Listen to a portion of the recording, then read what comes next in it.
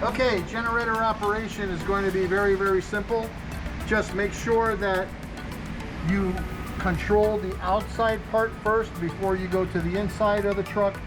For the generator to operate is to have diesel fuel filled up into the tank so that it'll operate the generator.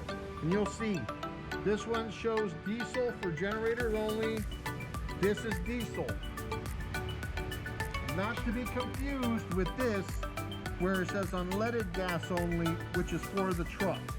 So as long as you have ample diesel fuel, you'll be able to start the generator as long as all the other fluids are filled. Any power. So the first thing you want to do is just easily remove the door. That's just flipping up these two little latches, turning them, and the door comes right off. The second thing you'll want to do is you want to go over to the generator, make sure that oil, water, all of those components have all been filled and everything's running fine. As far as that goes, maintenance is of the utmost importance. The next thing you want to do in order to get power is flip the power switch. You'll see the digital display come on, the light will come on, indicating that there is power to the generator. Then the next thing is to make sure that in order to start it on the inside, you want to have this button that says auto ready, so that it says waiting to start. So you press auto, it'll say waiting to start.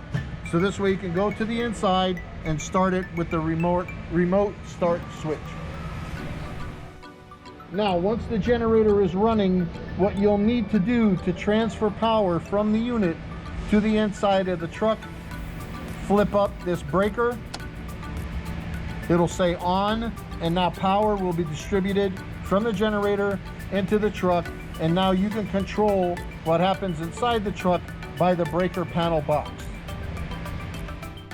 On the inside, what you'll need to do is you'll need to switch this transfer switch so that the main line is off and the generator side is switched on. And then you'll go down here and you'll start the power to the generator so that this way it'll power up the inside of the truck.